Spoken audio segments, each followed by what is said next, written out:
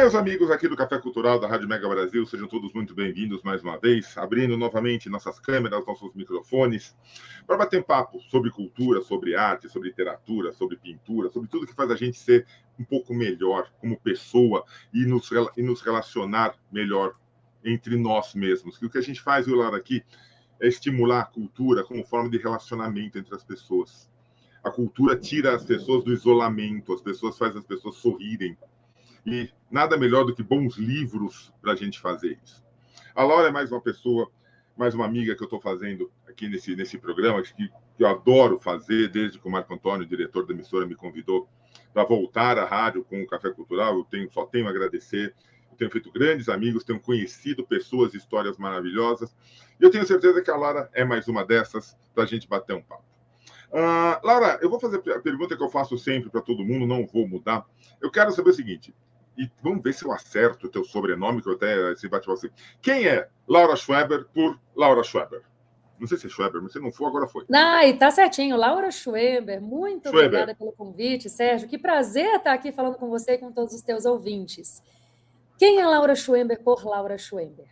Eu sou filha de Deus, em primeiro lugar, né? Uma pessoa apaixonada pela vida. Que delícia. Sou mãe do Lucas, do Levi, da Letícia e da Luísa, meu quartetinho fantástico, 4. Por que você acha que eu trabalho com mães hoje, Sérgio? É verdade.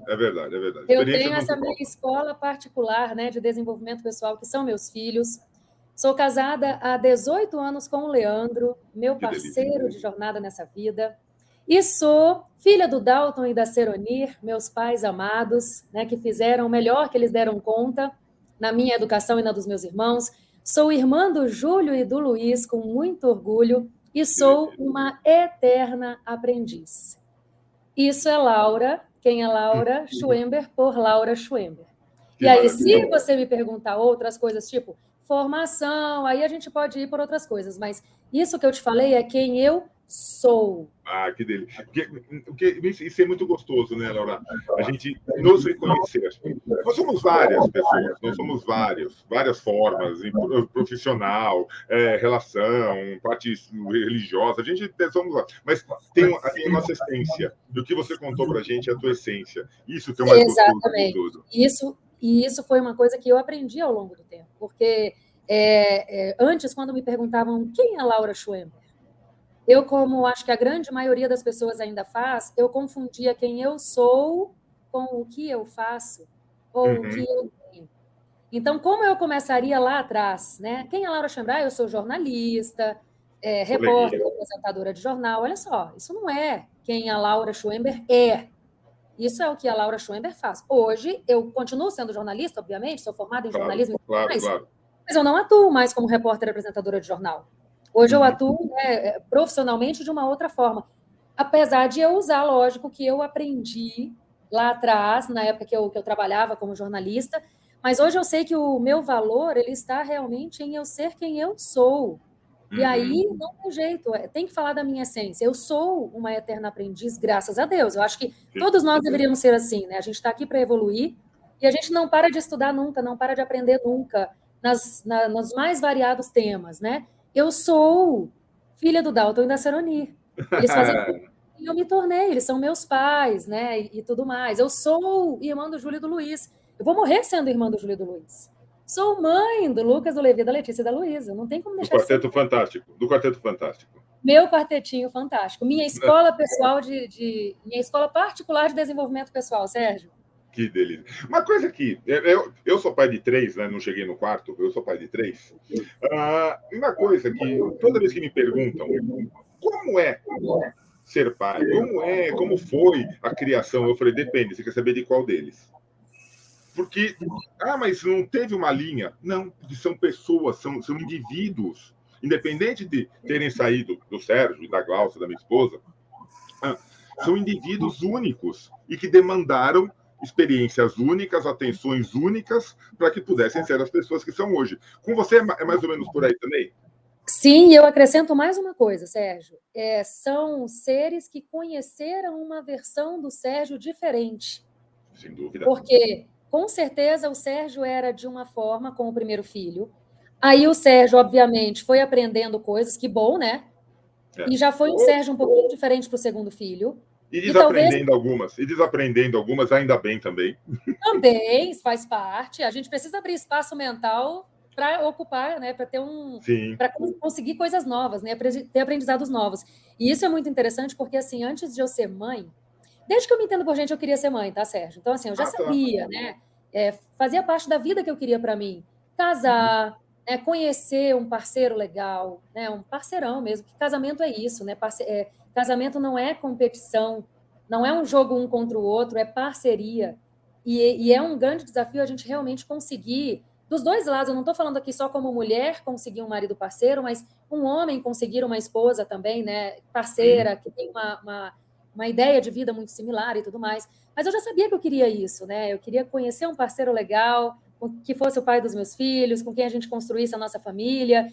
E eu já queria ser mãe, já sabia que eu queria ser mãe. Eu não imaginava que eu seria mãe de 4, de verdade. Não planejei isso, né?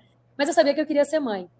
E lá atrás, antes de eu ser mãe, eu acho que como muitos de nós fazemos, não sei se tu fez isso também, eu queria ser, lógico, a melhor mãe possível para os meus filhos, e eu tinha aquela ilusão de que eu ia tratá-los todos iguais. Verdade. Eu consegui oferecer exatamente a mesma educação para todos. Na época eu não sabia que eu teria 4 filhos, mas independentemente de quantos fossem, eu queria dar a mesma educação para eles. E aí, claro que bastou o meu primeiro filho nascer, e aí, principalmente depois, quando o segundo veio, que eu falei, gente, começou a me dar um peso, porque na época eu ainda me cobrava isso, e eu pensava, como é que eu vou conseguir fazer exatamente a mesma coisa por eles? Tipo, a linha de loucura é tanto na minha cabeça que eu queria, inclusive, oferecer a mesma linha de escola. Por exemplo, o primeiro estudou na escola X até tantos anos. Aí depois ele foi para a escola Y. E aí eu achava que para o segundo eu tinha que fazer a mesma coisa. Então eu vou oferecer a escola X para o segundo até tal idade. E aí vamos lá. Nesse meio tempo, nasceu a terceira, eu me mudei de cidade, e aí eu fiquei... E agora? Como é que eu vou oferecer a mesma educação e a mesma coisa, né? E aí, claro que foi todo um processo para eu mesma compreender que, nossa, era até injusto comigo mesma exigir isso de mim. Primeiro que realmente não é possível, né, gente? Eu acho que uma das coisas que os filhos mais conseguem mostrar, inclusive, é que a gente não consegue ter controle das coisas. Não, coisa de... Tem gente que ainda consegue ligar para a gente nos horários mais... sim, não, eu vou até tirar o meu celular, ele não toca, mas ele fica vibrando. E se ele vibrar, ele vai fazer barulho. Vou aproveitar e tirar a vibração dele aqui. Mas isso foi uma coisa também que eu fui aprendendo ao longo do processo, né? E fui compreendendo, no início com preocupação, mas hoje eu já consigo ver isso com tranquilidade, inclusive com autoacolhimento nesse sentido, de que, sim, eu fui uma mãe diferente para todos eles. Inclusive, Sérgio, para o meu, né, sendo bem franca aqui, para o meu filho, principalmente o meu primeiro filho, eu já cheguei para ele e eu já pedi desculpa dele por coisas que eu fiz com ele. Olha só, menina. E, claro, na época, gente, eu fiz com a melhor das intenções e achando que era o certo. E depois de alguns anos já envolvida, não só no meu processo de autoconhecimento, de autocuidado, mas inclusive aprendendo sobre educação respeitosa, educação positiva e tudo mais, né, como a gente criar com mais respeito, eu via que tinha coisas que eu fazia com meu filho, o meu primeiro filho, que eu jurava que era respeitoso com a criança e não era uma baita violência. E eu fiz com a melhor das intenções, né? Então, assim, eu tenho plena consciência de que, por exemplo, o meu primeiro filho, foi ele que me fez mãe. Você tem noção disso? O teu primeiro filho, o teu primogênito, foi quem te fez pai. E aí a sociedade tem uma crença, e a gente cresce acreditando nessa crença, de que nasce um filho, nasce uma mãe, pronta. Nasce um filho, nasce um pai, pronto. E isso não existe. Realmente, nasce um filho, nasce um pai. Porque o filho nasceu, você definitivamente é pai. Mas você vai aprender a ser pai com este filho. Então, é o nosso primeiro filho, em especial, que realmente nos faz, porque mesmo que a gente estude ali, durante a gestação, como ser uma mãe legal, como ser uma boa mãe, como ser um bom pai, gente, entre a teoria e a prática, tem uma grande diferença. E entre a gente conseguir aprender a teoria, mesmo que essa teoria esteja certa, e a gente dar conta de colocar em prática essa teoria que acredita ser certa, nossa, tem uma diferença maior ainda. Nossa, monumental. Quilômetros e quilômetros. Pois é. Então, assim, não tem... realmente a gente não consegue ser o mesmo. E eu digo mais, que bom, Sérgio. Porque eu, Laura, pelo menos, eu acredito que eu fui melhorando como mãe a cada filho que ia nascendo. Porque, claro, eu também fui compreendendo a importância de eu me desenvolver e de eu aprender mais, de eu olhar mais para mim a cada filho que foi nascendo. Então, eu fui uma... Independente da diferença de idade, cada um nasceu num momento histórico, cultural, político, social diferente e que teve que ser respeitado também durante todo o processo de criação deles. Total. E isso, percebe? Está totalmente fora do nosso controle. Você pode fazer o que você quiser para controlar isso, você não vai conseguir. Então, o nosso papel é seguir dando o melhor que a gente dá conta com as condições que a gente tem. E fazendo o que está ao nosso alcance realmente para que a gente aprenda. Né? Para que a gente, quanto mais eu me conheço, Sérgio, mais eu consigo respeitar a essência do meu filho. Por isso o autoconhecimento é tão importante. Porque eu, inclusive, começo a olhar para o meu filho como um ser único que ele é.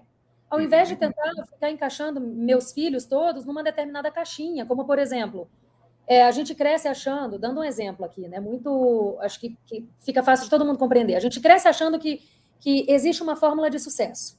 Então, para você ter sucesso na vida, para eu ter sucesso na vida, para os nossos filhos terem sucesso na vida, eles precisam ser de determinadas maneiras. Só que os nossos filhos têm a essência deles. Né? Um exemplo básico aqui, a gente acredita que, poxa, para ter sucesso, a pessoa precisa ser comunicativa.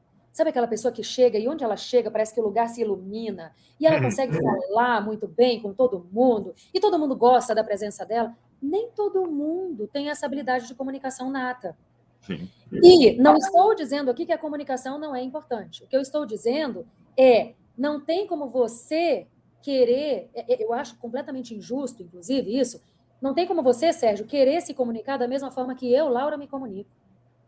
Porque eu me comunico, quanto mais eu conseguir respeitar a minha essência, melhor eu vou conseguir desenvolver a minha habilidade de comunicação, que claro que ela é importante, mas respeitando a minha essência, respeitando quem eu sou de fato. E da mesma forma isso acontece com você. E da mesma forma isso acontece com os nossos filhos. Claro que eles vão ter que aprender a se comunicar de uma forma saudável e emocionalmente saudável para viver bem em sociedade. Mas cada um dos meus 4 filhos, usando o meu exemplo pessoal, eles têm formas próprias de se comunicar. Eu tenho uma criança, por exemplo, que ela é essa, ela não consegue chegar num ambiente sem falar com todo mundo. Mas isso é natural dela. E aí isso também traz desafios, porque não é sobre você chegar falando com todo mundo. Também uma pessoa que não consegue lidar com esse filtro, né? Você tem que ter um filtro, você tem que ter formas também de lidar. Você não vai chegar super íntima de uma pessoa que não é nada íntima tua e que nem gosta desse tipo de intimidade. Então, claro que a gente precisa também cuidar disso aqui. Mas o ponto que eu estou querendo dizer é, imagina se eu não respeito a essência dos meus filhos, e aí eu começo a comparar, eu tenho 4, eu começo a dizer, fulaninho, né? Tipo, não vou dar nomes aqui, mas fulaninho, por que você não se comunica igual esse ciclaninho aqui? Vocês são filhos do mesmo pai, da mesma mãe, olha... Deve ser tão fácil fazer isso, né? Essa pisada de bola. Isso é uma pisada de bola. Mas deve ser tão fácil fazer isso. Principalmente quando a gente não investe na gente mesmo. Porque quando a gente está minimamente investindo no nosso autoconhecimento, no nosso autocuidado verdadeiro, que respeita a nossa essência, naturalmente, Sérgio, eu começo a olhar para mim como ser única que eu sou. Sérgio, se eu consigo olhar para mim dessa forma, naturalmente eu vou começar a estender esse olhar para os meus filhos. Eu consigo estender esse olhar para o meu marido. Eu consigo estender esse olhar para os meus irmãos, para os meus pais. E aí isso vai vir literalmente uma onda, né? Que ela começa pequenininha e ela vai se reverberando. E isso é primordial, porque, veja bem, mesmo que eu, claro, vou olhar os meus filhos e vou ajudá-los a nutrir habilidades que eles vão precisar para a vida, mas mesmo essas habilidades que eu vou entender que eles precisam nutrir, eu não vou lidar com isso, não vou tratar isso como se fosse um defeito a ser corrigido. E sim como uma habilidade que precisa ser nutrida. Percebe a diferença só de eu já usar esses 2 termos diferentes? Coisa do outro mundo. Tem certas coisas, Laura, que a gente comete. E você estava falando aqui, eu estava pensando uma coisa muito interessante. Eu não sei a profissão do teu marido. Eu sou jornalista, a minha esposa é publicitária. Naturalmente, nós esperávamos que os nossos filhos fossem para essa área de comunicação. Uma foi. Uhum. O menino mais novo adora números. E eu assim, meu Deus, para mim 2 mais 2 com calculadora é difícil. E para ele é daqueles assim, entendeu? Ele é lógica, ele é razão pura. Como a gente... E aí foi o que você perguntou. Como aprender a respeitar isso? Eu acho que uma boa forma, de verdade, é a gente olhar para a gente mesmo enquanto pais como jardineiros dos nossos filhos. Inclusive, eu gosto muito dessa analogia, né? Eu me vejo como jardineira dos meus filhos. Em que sentido? Vamos lá. Você recebeu 3 sementes. Quando você recebeu, tá, por mais que, poxa, são sementes que vieram de você, da tua esposa, tudo certo, mas você não sabia exatamente que sementes são essas. Trazendo aqui para a linguagem do jardineiro, é como se você tivesse recebido talvez uma semente de maçã, uma semente de pera e uma semente, vamos colocar aí, para tirar da fruta, vamos colocar uma semente de coentro. Ok. O teu papel como pai, assim como o meu papel como mãe, como todas as pessoas que estão nos assistindo aqui que têm filhos, não é olhar para as tuas 3 sementes e dizer: lindas sementes, eu quero que vocês se tornem belas parreiras. Não é esse o teu papel como pai, assim como não é esse o meu papel como mãe. Tá. O nosso papel é olhar para essa semente desde bebezinha, ali, desde que nasceu, e primeiro tentar identificar que semente é essa. Porque aí quando você percebe, opa, essa aqui é uma semente de maçã. Como é que a maçã precisa ser cuidada? Ela precisa de sol, ela precisa de sol direto, ela precisa do sol indireto. Como é que é a quantidade de luz que ela precisa por dia? E a quantidade de água para que ela se desenvolva bem? Eita, essa aqui é de pera. Deixa eu dar uma olhada, o que a pera precisa para se desenvolver bem? Essa aqui é de salsa. Porque é isso, se a gente coloca, trazendo para a linguagem ainda do jardineiro, se a gente coloca muita água numa planta que ela não bebe tanta água, a gente literalmente afoga ela e ela não se desenvolve como deveria. Tem planta que precisa do sol direto, tem planta que só cresce mesmo na sombra. E se tu colocar o sol vai queimar ela. Assim são nossos filhos. E nós somos os jardineiros.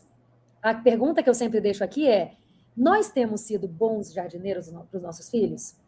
E deixo até, inclusive, essa reflexão. Se você é um bom jardineiro, você jamais vai virar para a semente de maçã e dizer: poxa, macieira, olha, sinceramente, cara, eu esperava ter recebido uma semente de uva aqui. Pô, cara, eu não queria que você desse maçã, não, eu quero que você dê uva. Poxa, vamos lá, sou teu pai, sabe? Nada a ver, entende? O jardineiro não vai fazer isso. Ele vai dizer: macieira, eu quero que você cresça e se desenvolva e dê lindas e maravilhosas maçãs. E eu estou aqui para te ajudar no que você precisar, para que você seja uma linda macieira. Minha pereira amada, eu quero que você cresça, eu como seu pai, né? Eu quero que você cresça e você seja a pereira, que eu acho que é assim que chama a árvore de pera, né? A pereira... Muito provavelmente. E percebe que eu não quero que você seja uma pereira mais bonita que a pereira do nosso vizinho, não. A pereira dele é dele. Você é uma pereira única. Por mais que as duas sejam pereiras, porque a gente encontra isso, né, também. Sim. A gente percebe ali crianças similares, com comportamentos similares, habilidades naturais similares, porque aqui você percebe, eu falo muito de habilidades naturais e habilidades que precisam ser nutridas, né? Mas a sementinha de pera que você recebeu, ela é única e ela é diferente da sementinha de pera que talvez o teu vizinho tenha recebido, e você não tem que comparar. Essa aqui é única, essa aqui é única. E quando a gente consegue olhar para as nossas crianças dessa forma, a gente, inclusive, eu acredito que a gente dá um dos alimentos principais para que elas se desenvolvam, que é a autoestima saudável desde cedo. Não aquela autoestima que também muitas vezes a gente cresce acreditando que é: eu tenho autoestima, eu sou incrível. Não é sobre isso. A autoestima, inclusive, ela parte justamente dessa nossa identificação de que eu sou única. É até uma violência comigo mesma eu me comparar com quem quer que seja. Porque ninguém na face dessa Terra... Nós já completamos aí 8 bilhões de pessoas vivendo no planeta, né? A gente chegou a essa marca, a esse número. Ao mesmo tempo. 8 bilhões ao mesmo tempo, né? Exatamente. Não tem, dentre essas 8 bilhões de pessoas que hoje estão vivas no nosso planeta, não tem uma pessoa exatamente igual a outra. Você pode até encontrar pessoas, por exemplo, com uma feição física parecida, mas todas, cada uma tem uma história de vida. pelo próprio pai e mãe diferentes, a história de vida que teve, e aí vai criando as crenças. Cada ser é único. Quando a gente realmente consegue olhar para a gente dessa forma, eu já consigo, olha, só de eu conseguir me livrar da armadilha da comparação, eu acho que a gente já traz uma leveza enorme para a nossa vida. Sem dúvida, sem dúvida. Sem dúvida. Laura, deixa eu te fazer uma pergunta. Estereótipo, tá? Puro estereótipo. Você fala, encontrar uma pessoa, uma mulher, mãe de 4 filhos.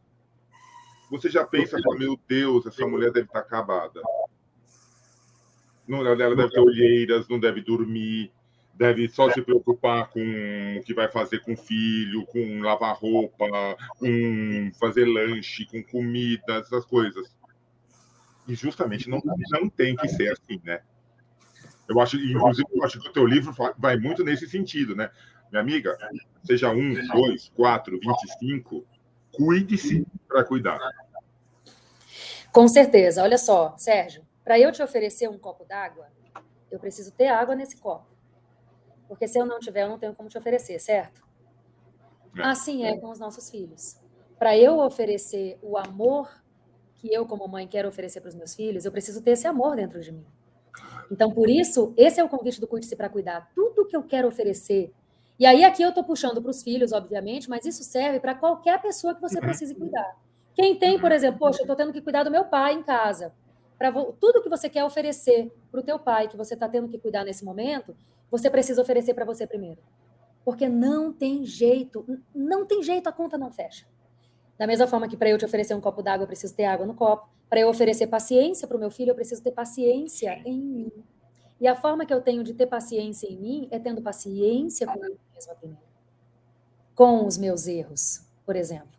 Quando eu falei da analogia do jardineiro, para eu ser uma boa jardineira com o meu filho, né, com relação aos meus filhos, eu tenho que ser uma boa jardineira com relação a mim mesma também. O quanto eu me conheço de fato? O quanto eu sei o que é importante para mim? O quanto eu sei, de verdade, o que eu quero para a minha vida? Porque eu que sou responsável por ela. Começa daí. Entende? Começa desse autoacolhimento, começa dessa autorresponsabilidade, de eu, inclusive, me olhar como eu sou responsável pela minha felicidade, não são meus filhos. Uhum. Eu sou responsável pela minha paz interior, não são meus filhos. Porque a gente, né, sem saber, mesmo por falta de conhecimento, a gente muitas vezes fala, não, mas eu perco a paciência porque, poxa, meus filhos também não colaboram. Cara, eles não obedecem. Meu Deus, você fala A, eles fazem B. Também como é que eu não vou perder paciência? Só que quando você começa a entrar mesmo no teu processo de autoconhecimento, de ampliação da tua consciência, do que, vamos lá, o que é a falta de paciência, gente? A falta de paciência nada mais é do que um pisca-alerta de que algo está errado comigo. A falta de paciência, ela é minha.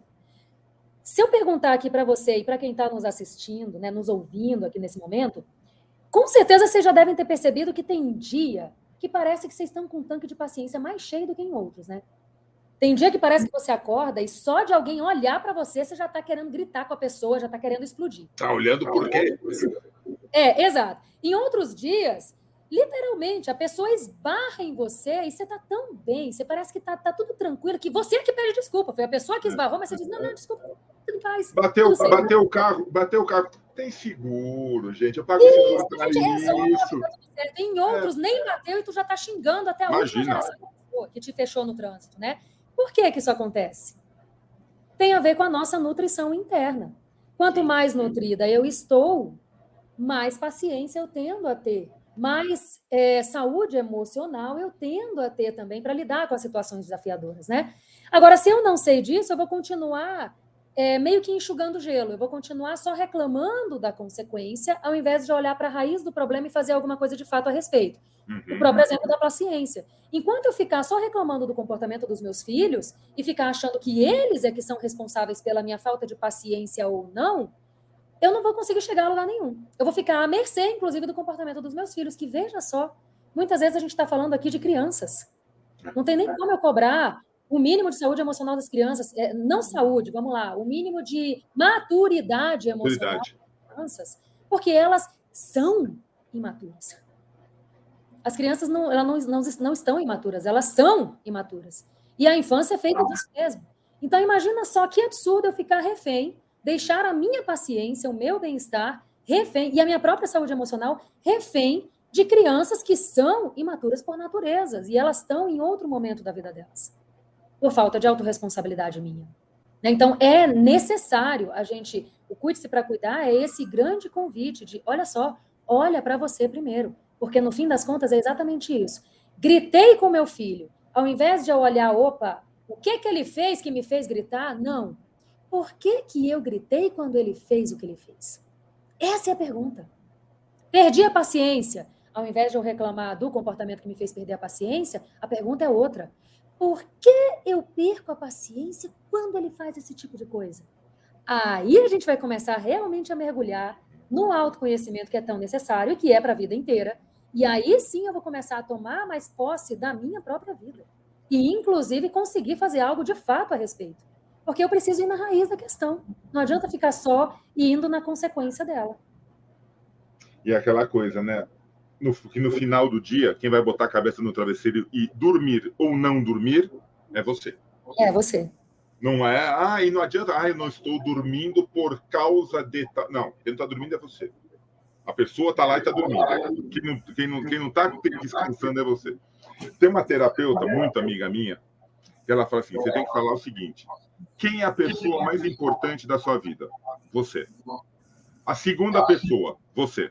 A terceira, você. Porque o pódio são 3 lugares. Então, você tem que ocupar todos os 3 lugares do pódio. A partir daí, você cuida dos outros. Pois é, mas aí, olha só, e eu assino embaixo. Mas olha só como isso é delicado, né, Sérgio? Se a gente fala isso, na sociedade, inclusive... Que a gente você é uma egoísta. Você é uma egoísta. Que absurdo. Se bobear, é capaz até de acusar de... Como é que é aquele termo, gente? Eu esqueci o termo, mas que hoje praticamente virou moda, né? Você falar que todo pai ou mãe é narcisista. Narcisista. Que aí é outra questão, tá? Sim. Mas é patologia. Realmente, a gente cresce numa sociedade em que autocuidado é tido como egoísmo. Como se, para eu me cuidar, quando você fala, a pessoa mais importante da minha vida sou eu. Ok, é mesmo. No fim das contas, Sérgio, a única pessoa que vai ficar contigo de verdade, 100% do tempo, até o teu último dia nessa terra, é você. A tua esposa pode estar do teu lado. Ela não consegue ficar 100% do tempo, 100% do dia ao teu lado, porque só você consegue isso. E você é que tem que aprender a lidar com você, porque você vai estar contigo mesmo o resto da vida, né? Aliás, então, isso é a importância da gente entender que sim, eu sou a pessoa mais importante da minha vida nesse sentido. Agora, quando eu falo isso, eu não estou dizendo que eu estou ignorando todas as outras. Eu não estou dizendo que eu estou negligenciando o meu filho. Pelo contrário, quanto mais eu me cuido da forma correta mesmo, me nutrindo, de dentro para fora, mais abastecida eu estarei para tratar o meu filho como ele precisa e merece. Para dar para ele tudo de mais importante que o pai e a mãe podem dar e que o dinheiro não compra, que é carinho, é atenção, é esse olhar cuidadoso, é esse conhecimento. Isso é o que de mais importante a gente consegue dar para os nossos filhos. Agora, se eu não consigo oferecer isso para mim mesma, Sérgio, não se iluda, eu não vou conseguir oferecer isso para os meus filhos. Porque os nossos filhos... Tá travando um pouquinho, mas você está me escutando, né? Tá perfeito. Porque, entende, os nossos filhos, eles não captam as nossas palavras. Eles absorvem o nosso comportamento, as nossas atitudes. Então, não é sobre eu falar para o meu filho todo dia eu te amo, e os meus comportamentos não mostram isso. Agora, se eu me amo de forma saudável, porque até nisso a gente tem que explicar, né? Porque, gente, o eu me amo, ele é saudável. O eu me amo, eu, Laura, me amo.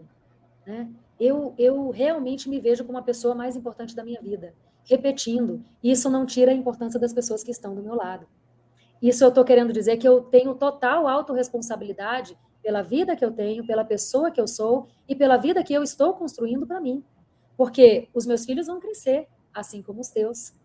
Vai chegar um momento que eles vão sair de casa. E a minha vida vai continuar. A minha vida não pode ser 100% os meus filhos. Isso não é nem saudável. Só que muitas mães, e eu posso falar isso com propriedade porque eu cometi esse erro lá atrás, né? Eu comecei a entrar no meu poço fundo e escuro, eu relato um pouquinho disso no livro, foi justamente nesse processo de lá atrás, no iniciozinho da minha maternidade principalmente, eu, assim como muitas mães fazem, na melhor das intenções, eu tentei dar tudo de mim para o meu filho. Só que na época eu não sabia que eu só conseguia dar para ele o que eu tinha em mim. Então eu fui literalmente tirando tudo que eu tinha dentro de mim de melhor para dar para ele na melhor das intenções, mas chegou um momento em que eu estava toda seca por dentro. O meu livro, a contracapa, ela é desse jeito porque foi um pedido expresso meu. Tá. E isso aqui é um desenho que ele exemplifica muito bem, na minha humilde opinião, o que é o autocuidado verdadeiro. Eu preciso nutrir em mim o que eu quero oferecer para o outro, porque senão eu vou ficar assim. Eu, Laura, fiquei assim lá atrás, Sérgio. E eu tive que aprender essa valiosa lição de que, para eu oferecer isso aqui, o que é isso? Carinho, amor, atenção, paciência, cuidado. Tudo que eu quero dar para os meus filhos nasce em mim primeiro. E aí, naturalmente, transborda para eles. Se eu tento só tirar sem me abastecer, inevitavelmente eu fico assim. Gente, isso é matemática, isso é quase lógica. Sim. Né? Então, é só... Você pretende expandir esse livro em grupos de estudo, em falas, em locais onde pessoas precisem ouvir essa tua experiência? Então, eu tenho altos planos mirabolantes para minha vida profissional. Fantástico, né? Fantástico. Eu pretendo escrever outros livros, né? Eu não acho que esse aqui foi um livro único, não foi uma coisa tipo, escrevi um livro, tiquei isso aqui da minha vida, pronto, tá feito. Não. Eu realmente gostei da experiência de transformar em páginas as palavras que eu realmente acredito que as pessoas precisam escutar, né? Junto, claro, com tantos outros atores que a gente tem aí pelo mundo. Mas eu tenho, sim, a ideia de fazer, por exemplo, cursos, eventos, mas o que eu estou fazendo hoje já, Sérgio, e que tem a ver com o livro, né? Eu acho que ele nasceu até por conta do livro mesmo. Hoje eu tenho um clube de leitura de autocuidado materno. Que show! Um clã, inclusive, que é um clã que lembra de família, mas ele não escreve com tio, ele é CLAM, Clube de Leitura de Autocuidado Materno. Tá. E esse é um projeto que nasceu, ele está recente mesmo, ele nasceu oficialmente agora em janeiro. Ontem, inclusive, eu tive o último encontro referente ao livro que a gente trabalhou em janeiro, e aí a gente trabalha um livro por mês. Por incrível que pareça, eu não estou trabalhando o meu livro nesse clã. Tá. Porque, de verdade, em algum momento eu vou trazer o livro. Mas, em dezembro, eu fiz encontros degustações para divulgar o livro, e aí lá em dezembro, né, para divulgar o clã, e aí lá em dezembro eu trabalhei o meu livro. Porque, realmente, eu comecei a fazer esse convite para pessoas que tinham comprado o meu livro. Então, eu fiz como se fosse essa preparação para o lançamento do clã, com pessoas que já tinham esse contato comigo, estavam lendo meu livro, enfim, e a gente fez os encontros voltados para o meu livro. Ok, mas foi uma coisa pontual mesmo. Em janeiro agora, a gente trabalhou um outro livro, que não é meu, né, e tudo mais. Mas o ponto é, o clã, a nossa ideia é trabalhar um livro por mês, de um modo geral. Fevereiro, eu já estou fazendo aqui um parênteses, fevereiro eu vou trabalhar 2 livros pequenos. Então, a gente vai trabalhar 2 livros, porque eles são pequenininhos, a gente vai conseguir dar a folga do carnaval, enfim, por uma questão de logística, eu achei legal dessa forma. E são livros que eu seleciono a dedo para trazer esse nível de autoconhecimento. São todos livros que vão proporcionar essa ampliação da consciência para que a gente tenha não só uma maternidade, Sérgio, mas uma vida mais leve, mais consciente e intencional. Porque, no fim das contas, quando você vai ver, é daí que parte. Por que as mães estão perdidas na sua maternidade? Porque elas sequer se acharam na sua própria vida. Entende? Por isso que é tão fácil também, inclusive, quando nasce o filho, a gente voltar toda a nossa atenção para ele, até mesmo também pela própria questão hormonal. Isso é hormonal, isso é fisiológico. A gente fica um turbilhão de emoções e de hormônios e tudo mais.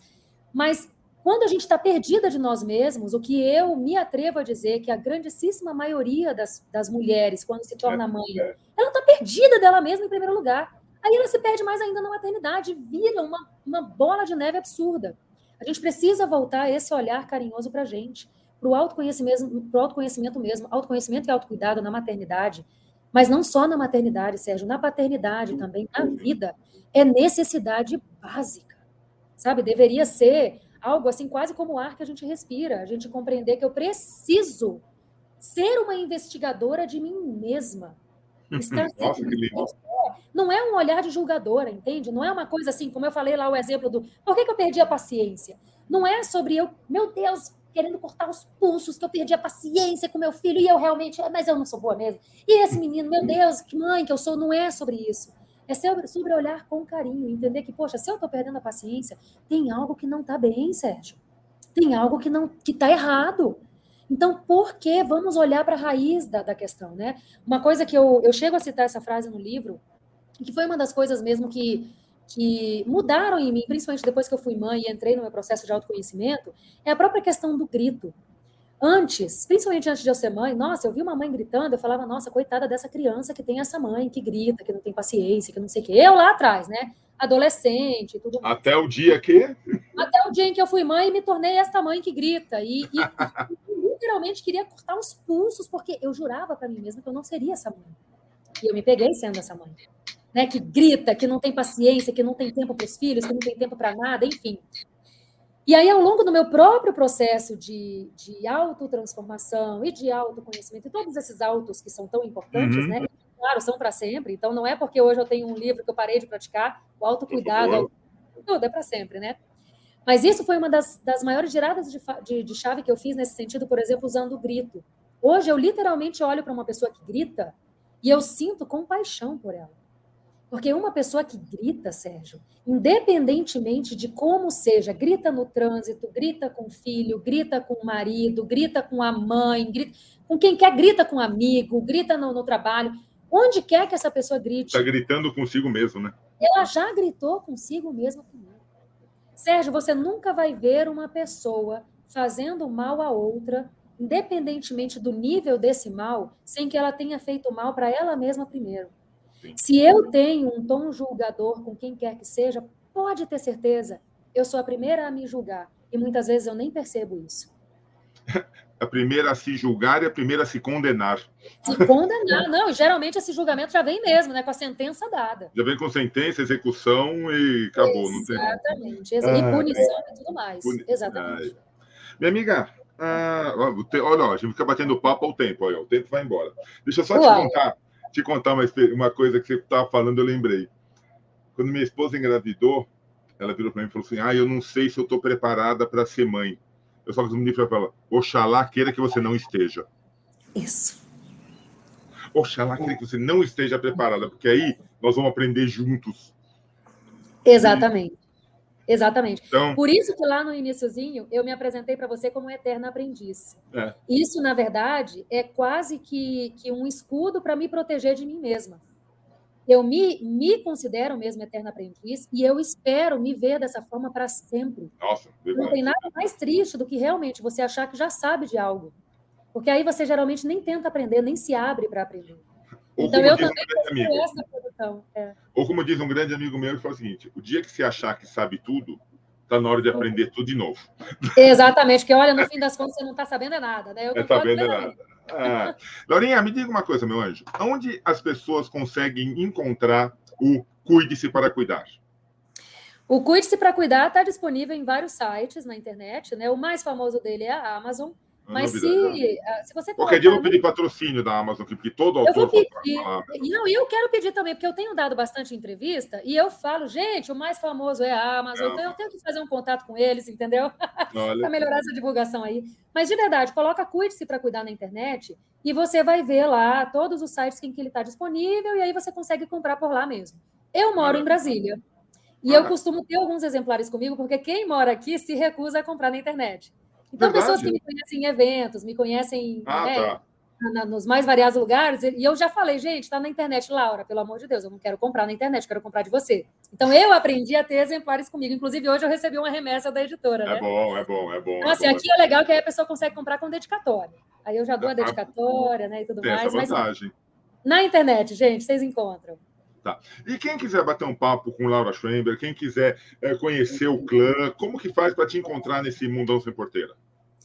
Eu estou em várias redes sociais, Sérgio, em algumas mais atuantes que outras, obviamente, mas assim, você consegue me encontrar, lógico, no Instagram, Facebook, até no TikTok eu estou, Sérgio.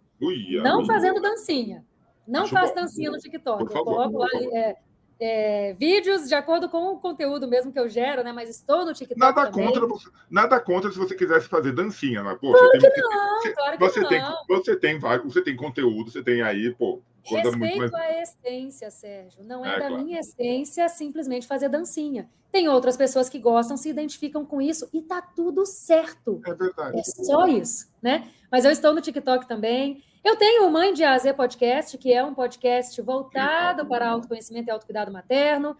Então, assim, se procurar também, acho que estou no canal do YouTube, meu YouTube está um pouquinho paradinho, eu vou voltar com ele, mas tem já também bastante vídeo lá, compartilhado, de lives antigas que eu fiz, antes mesmo de lançar o livro. Então, já tem bastante coisa aí que as pessoas podem saber, e acho que na maioria delas, elas vão encontrar, inclusive, algum linkzinho para saber a informação do clã, aí que realmente esse é meu projeto do coração de verdade. Eu acredito muito na potência dele, porque não é só sobre os livros que a gente lê, Sérgio, é sobre o ambiente fortalecedor que a gente cria em torno disso. Isso que é importante. Eu acho que isso é mais importante. E aí, eu acho que é importantíssimo as pessoas conhecerem teu trabalho. Porque eu fico imaginando a quantidade de pessoas, mães, e mãe não é só mulher, tá? Tem muita mãe por aí que é pai, tem muito homem que é mãe, que devem ter essas dúvidas, que devem estar precisando te ouvir, devem estar precisando falar e precisando aprender a se respeitar. Você estava falando das pessoas se olharem. Eu lembrei muito do auge da pandemia, quando teve o isolamento, né, que a gente precisou ficar sozinho. E o maior problema das pessoas foi se aguentar. Não foi aguentar estar com a esposa, com o marido, com o filho, com o pai, com o cachorro, com o vizinho, não. Foi que as pessoas não estavam acostumadas a estar consigo mesmo. Você tinha válvulas de escape, você tinha o seu trabalho, você tinha o barzinho, você tinha a viagem. Quando você teve que olhar para você e se aguentar, muita gente pirou. Então, eu acho que esse é a grande aula que você pode dar para as pessoas. Você não é somente a pessoa mais importante da sua vida, mas é aquela pessoa que te sustenta. E é aquela pessoa com quem você tem que lidar melhor. Exato. Ela está literalmente com você 100% do tempo. E você tocou num ponto muito importante mesmo. Ainda hoje, passou a pandemia, infelizmente tem muita gente que não aprendeu essa lição valiosa que ela nos trouxe, que é justamente essa importância da gente olhar para a gente mesmo. Porque é muito fácil, Sérgio, na correria do dia a dia, a gente ter inúmeras válvulas de escape que nos ajudam a não olhar para a raiz das questões.